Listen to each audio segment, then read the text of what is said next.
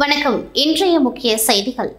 புதுச்சேரி ஆரமார்த்தபுரம் பகுதியைச் சேர்ந்த நடராஜன் என்பவர் மூலகுளம் பகுதியில் உள்ள பிரதான சாலையில் கடந்த 5 வருடங்களாக ஒர்க் ஷாப் நடத்தி வருகின்றார். மேலும் நடராஜன் டாடா ஏசி வாகனமும் வாடகைக்கு விட்டு வந்தார். இதனிடையே உருவையாறு பகுதியைச் சேர்ந்த ரகு என்பவர் நடராஜனின் குட்டி யானை வாகனத்தை அவ்வப்பொழுது வாடகைக்கு எடுத்து ஓட்டி வந்துள்ளார். மேலும் கடந்த வாரம் வாகனத்தை எடுத்து சென்ற ரகு 2 நாட்கள் ஆகியும் மீண்டும் வாகனத்தை விடாமல் இருந்துள்ளார். இதேபோல் பலமுறை செல்போனில் தொடர்பு கொண்ட பொழுது அழைப்பை எடுக்கவில்லை. இச்சம்பவம் தொடர்பாக வாகனத்தின் உரிமையாளர் நடராஜன் ரெட்டியார்பாளையம் காவல் நிலையத்தில் அளித்த புகாரின் அடிப்படையில் கோரிமேடு பகுதியில் டாடா ஏசி வாகனம் இருந்தது தெரியவந்ததை அடுத்து வாகனத்தை பறிமுதல் செய்து ஓட்டுநரான ரகுவை போலீசார் எச்சரித்து அனுப்பியுள்ளனர். இந்நிலையில் இன்று மதியம் நடராஜன் தகரத்தால் ஆன கதவுகளை பூட்டிக்கொண்டு உணவு சாப்பிட வீட்டுக்கு சென்றபொழுது கடையில் இருந்து தீப்பற்றி புகை வருவதாக அருகில் உள்ளவர்கள் கடையின் உரிமையாளர் நடராஜனுக்கு தீயணைப்பு துறைக்கும் தகவல் தெரிவித்தனர். தொடர்ந்து சம்பவ இடத்திற்கு வந்த தீயணைப்பு வீரர்கள் அரை மணி நேரம் போராடி தீயை அணைத்தனர். மேலும் கடையில் நிறுத்தி வைக்கப்பட்டிருந்த ரூபாய் 5 லட்சம் மதிப்பிலான 10 இருசக்கர வாகனங்கள் எரிந்தது. இச்சம்பவம் தொடர்பாக கடையின் உரிமையாளர் நடராஜன் ரெட்டியார்பாளையம் காவல் நிலையத்தில் புகார் அளித்த நிலையில் வழக்கு பதிவு செய்துள்ள போலீசார் கடையில் தீ வைத்த மர்ம நபர்கள் யார் என்பது குறித்தும் விசாரணை நடத்தி வருகின்றனர். மேலும் நடராஜனிடம் ஓட்டுநராக பணிபுரிந்த ரகு மீது சந்தேகமடைந்துள்ள போலீசார் ரகுவை தேடி வரும் நிலையில் ஒரே இருசக்கர வாகனத்தில் வந்த 3 மர்ம நபர்கள் கடைக்குள் தீ வைத்து தப்பி சென்றதாக தகவல் தெரிவித்துள்ளனர். உருளையன்பேட்டை ஸ்ரீ அங்காள பரமேஸ்வரி அம்மன் ஆலயத்தில் ஆடி பௌர்ணமி பால்குட ஊர்வலம் நடைபெற்றது. இதில் திமுக சட்டமன்ற உறுப்பினரும் எதிர்க்கட்சித் தலைவருமான சிவா அவர்களின் துணைவியார் நிர்மலா சிவா மற்றும் உருளையன்பேட்டை தொகுதி திமுக பொறுப்பாளர் கோபால் ஆகியோர் துவக்கி வைத்தனர். புதுச்சேரி உருளையன்பேட்டை தொகுதி கோவிந்தசாலை சின்ன பொய்கையில் எழுந்தருளிருக்கும் ஸ்ரீ அங்காள பரமேஸ்வரி ஆலயத்தில் ஆடி பௌர்ணமி பால்குட ஊர்வலத்தை அரசு மரத்து விநாயகர் ஆலயத்திலிருந்து திருமதி நிர்மலா சிவா மற்றும் உருளையன்பேட்டை தொகுதி திமுக பொறுப்பாளர் கோபால் ஆகியோர் பால்குடங்களை எடுத்து துவக்கி வைத்தனர். இதில் பக்தர்கள் பலர் அலகு குத்தியும் வாகனங்களை இழுத்தும் தங்களது நேர்த்திக்கடனை செலுத்தினார்கள். மேலும் இதில் தொகுதி செயலாளர் சக்திவேல் உள்ளிட்ட ஏராளமான நிர்வாகிகள் பொதுமக்கள் கலந்து கொண்டார்கள். நடிகர் சூர்யா பிறந்த நாளை கொண்டாடும் வகையில் அவரது ரசிகர்கள் 100க்கும் மேற்பட்டோர் இரத்த தானம் வழங்கினர். நடிகர் சூர்யா பிறந்த நாளை ஒட்டி புதுச்சேரி மாநில மனிதநேய சூர்யா தலைமை நற்பணி இயக்கம் சார்பாக முதலியார்பேட்டை பகுதியில் உள்ள அரசு பெண்கள் மேல்நிலைப் பள்ளியில் மாநில கௌரவ தலைவர் ஆனந்தகுமார் ஆலோசனைக்கிணங்க மாநில தலைவர் சிவகுமரன் தலைமையில் 100க்கும் மேற்பட்ட ரசிகர்கள் மற்றும் இளைஞர்கள் இரத்த தானம் வழங்கினர்.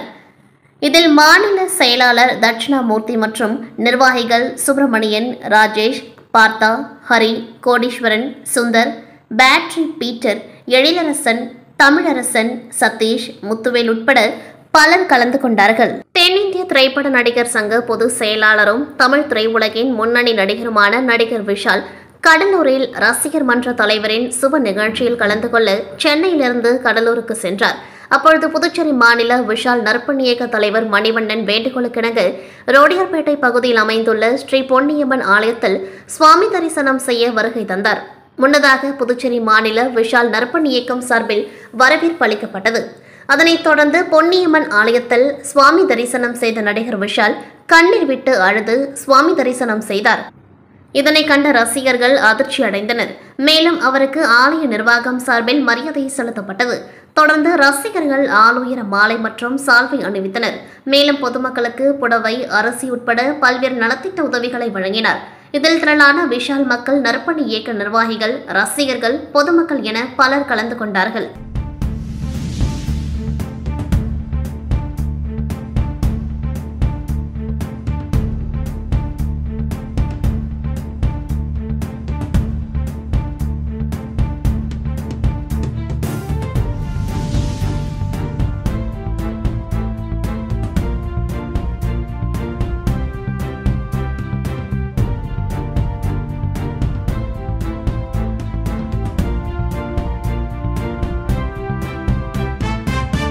புதுவை தமிழ்ச்சங்கத்தில் நடைபெற்ற பெருந்தலைவர் காமராஜர் பிறந்தநாள் விழா திருவிழாவில் தலைமை பொதுக்குழு உறுப்பினர் எஸ். கோபால் பங்கேற்று சிறப்புரையாற்றினார்.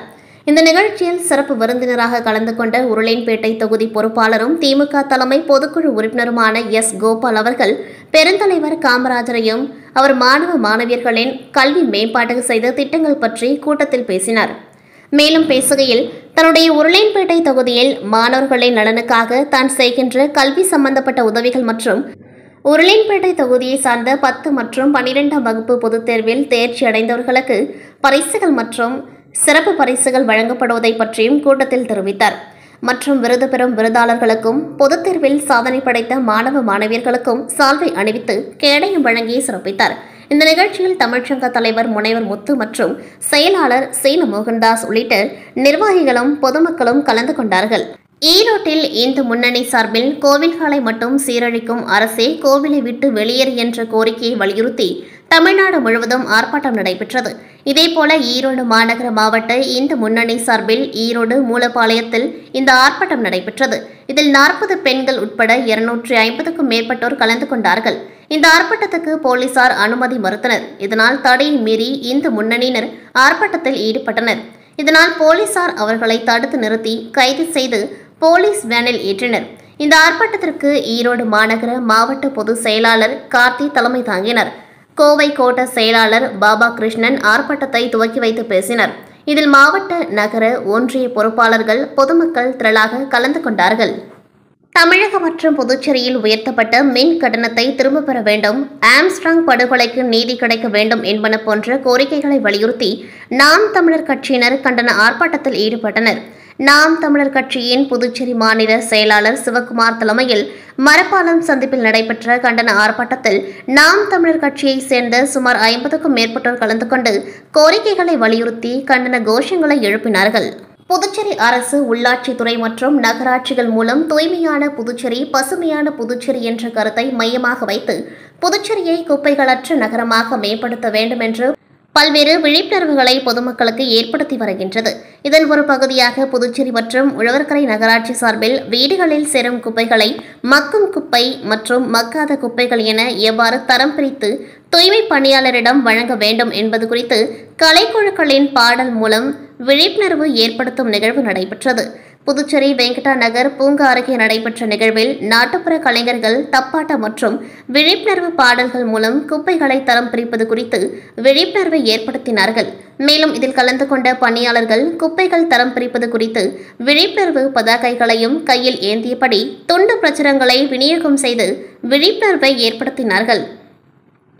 அதன்படி சமையலறை கழிவுகள், அழுகின பொருட்கள், மாமிசம், கரைப்படிந்த காகிதம் இவைகளை மக்கும் குப்பைகளாகவும், நெகிழி, கண்ணாடி, உலோகம் ஆகியவைகள் மக்கா குப்பைகள் என்றும், கட்டு துணி, நகம், டிஷ்யூ பேப்பர், பிளேட், ரேசர் போன்ற பொருட்கள் ஒதுக்கு வகை குப்பைகள் என்றும் தரம் பிரித்து மக்களுக்கு விழிப்புணர்வு ஏற்படுத்தப்பட்டது. இதில் புதுச்சேரி மற்றும் உழவர்கரை நகராட்சியை சேர்ந்த ஊழியர்கள், அதிகாரிகள் என அனைவரும் திரளாக கலந்து கொண்டார்கள். புதுச்சேரி முத்தமிழ் கலைச்சங்கத்தின் சார்பில் புதுச்சேரி தமிழ்ச்சங்கத்தில் பெருந்தலைவர் காமராஜர் பிறந்தநாள் விழா மற்றும் திறமைக்கு திருவிழா நடைபெறுகின்றது.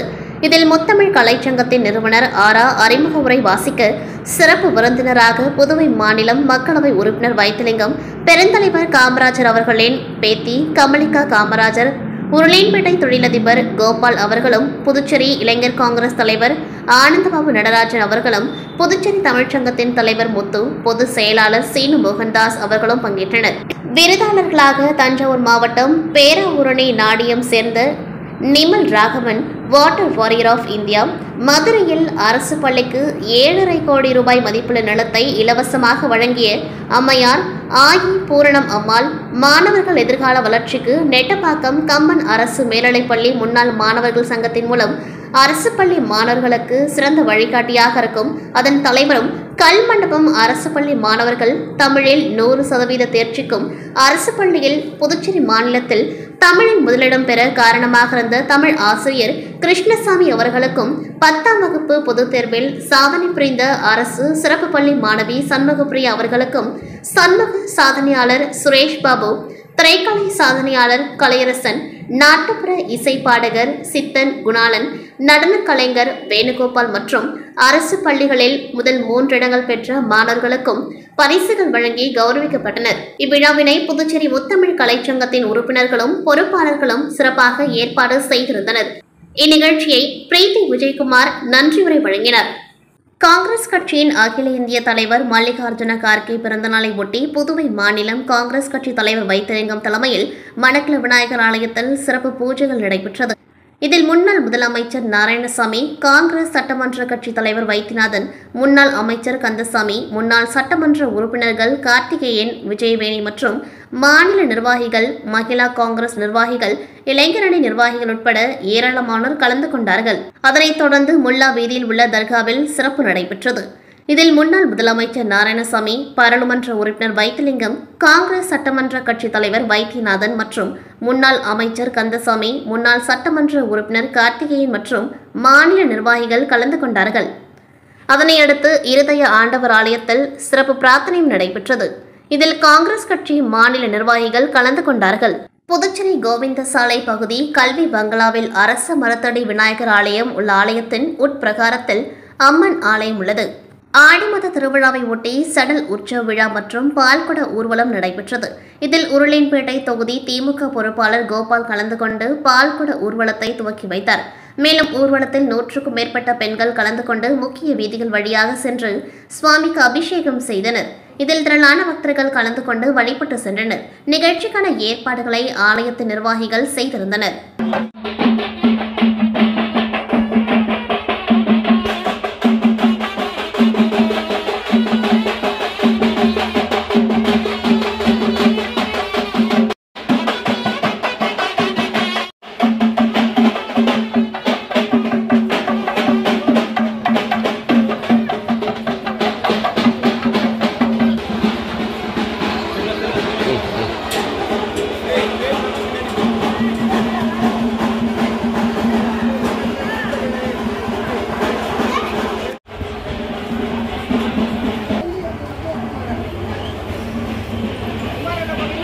இந்தியாவிலேயே முதன்முறையாக புற்றுநோய்க்கான ஹைப்பர்தெர்மியா சென்டர் புதுச்சேரி முதலமைச்சர் உதவியுடன் அடிப்போ லேப் மூலம் 2 ஆண்டுகளுக்கு முன் அறிமுகப்படுத்தப்பட்டது.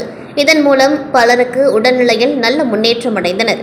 இதுகுறித்து அதன் தலைவர் டாக்டர் ஜின்னா அவர்களின் நோக்கம் குறித்து கூறுகையில், இன்னும் பெரிய அளவில் ஓரியண்டல் ரிசர்ச் சென்டர் மூலம் சிறந்த மருத்துவம் வழங்கி புற்றுநோய் மற்றும் நீரிழிவு நோயை பின்னடைவு செய்ய வேண்டும். புதுவையை மெடிக்கல் ஹப் மற்றும் மெடிக்கல் டூரிசம் சென்டராக அமைத்து கிட்டத்தட்ட 200க்கும் மேற்பட்ட நவீன வசதியுடன் கூடிய படுக்கைகளை ஏற்பாடு செய்ய வேண்டும்.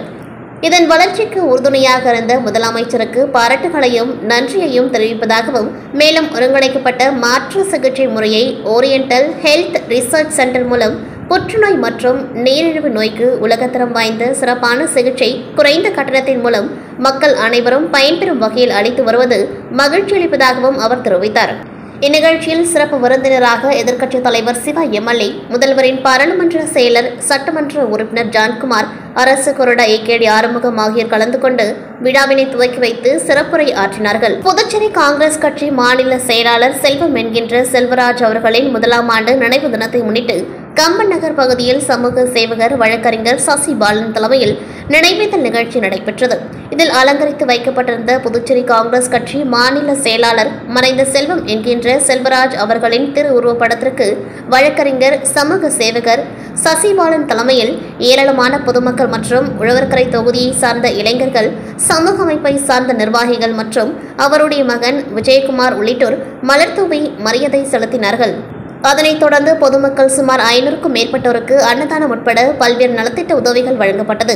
மேலும் மறைந்த செல்வம் என்கின்ற செல்வராஜ் அவர்கள் உழவர்கரை தொகுதியில் செய்த நற்பணிகள் மற்றும் அவரது சமூக சேவை, அரசியல், அதனையும் தாண்டி அவரது மனிதநேயம் உட்பட பல்வேறு விஷயங்கள் குறித்தும் அவருடன் இணைந்து பயணித்தது குறித்தும் அனைவரும் நினைவு கூர்ந்தனர்.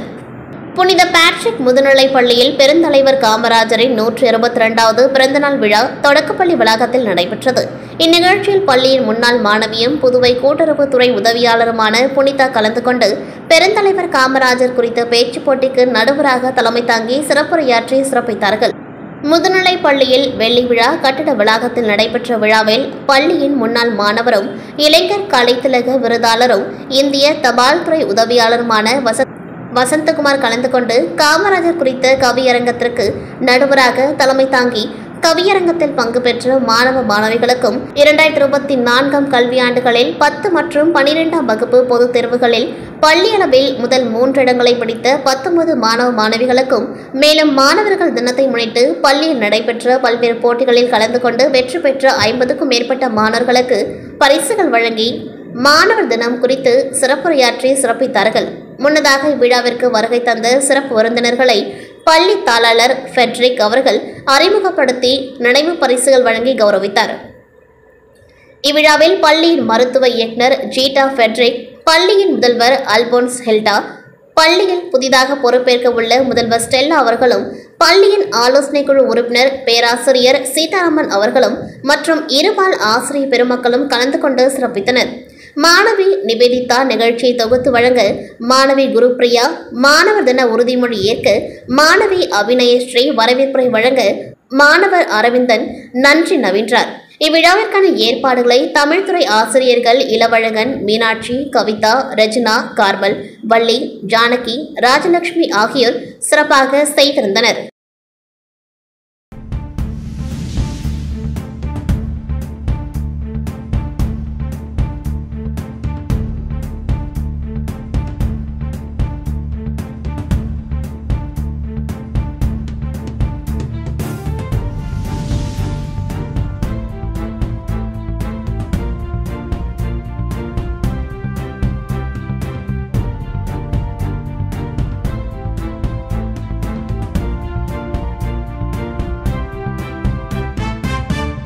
இத்துடன் செய்திகள் நிறைவடைகின்றது. நன்றி, வணக்கம்.